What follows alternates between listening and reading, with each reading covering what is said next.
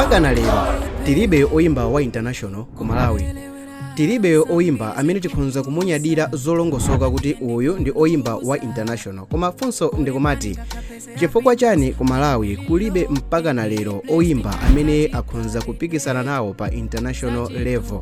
Mwina kwa panopa tayamba kuonako ngati chifukwa cha anthu ena owerengeka ngati si mmodzi kapena awiri. Koma funso ndikumati zimativuta pati. Mu video iyi ndikhala ndikufotokoza chifukwa chenicheni ndikumakupasaniso zisanzo zake kuti mupesese bwino. Dzina langa ndine Samatchukira, tiyeni tikhale limodzi.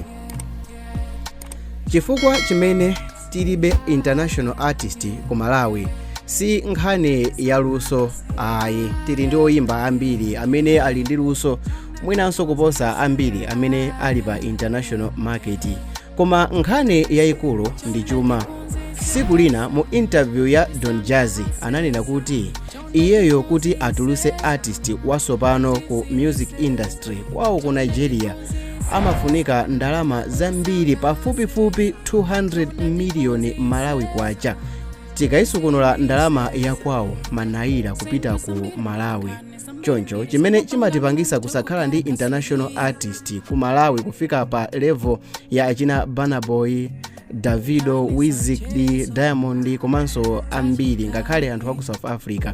Sinkhani ya luso kwenikweni ayi, koma vuto ndi chuma. Pa page ya Akomesi pa Facebook anazafotokoza kuti kafukufuku anapeza kuti Oimba kuti adziwike pa global level pa dziko lonse lapansi pamafunikira ndalama pafupifupi 1 million US dollars, imene ndi pafupifupi ndalama yokwana 1.7 billion Malawi kwacha. Apapa ndiye kuti Oimba apangidwa promote pa dziko lonse lapansi.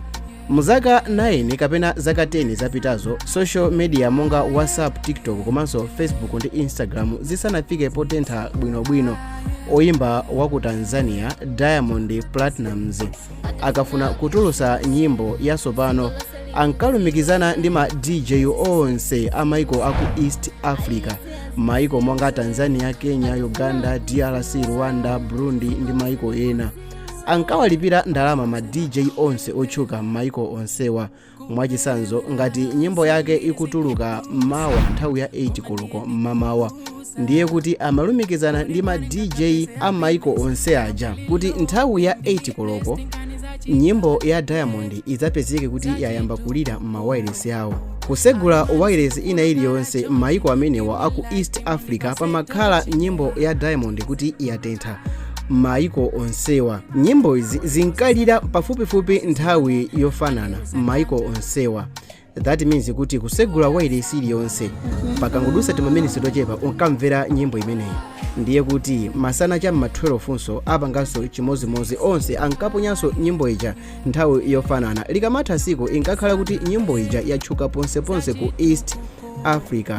Izi kuti zitheke zinkafuna ndalama, so kutchuka kwa Oimba si luso lokha komanso chuma.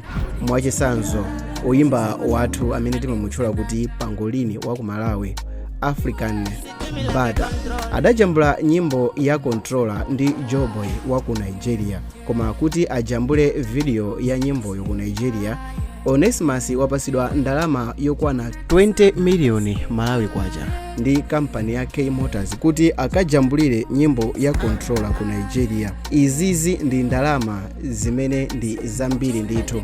Guys, video hii mukuikonda ndi chifukwa chake mwafika nthawi ino mukuonerabe, tipaseni like. Nthawi zambiri timatha kuona Oimba athu akupemphesa ngakhale ndalama yoti akajambulire video.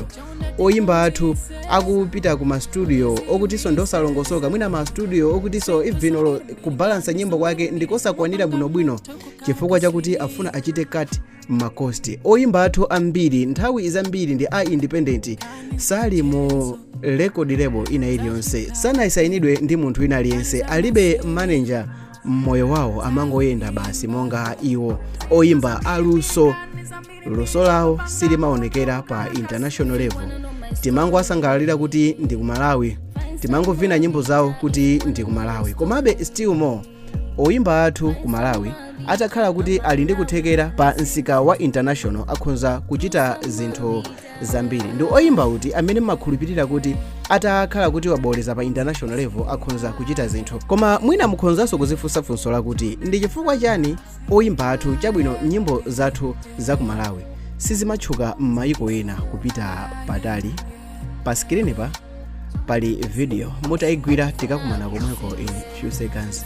Dzina langa ndine Sammavita. Kuchita subscribe ndi chinthu cha mtengo wapatali. Tikaonanso.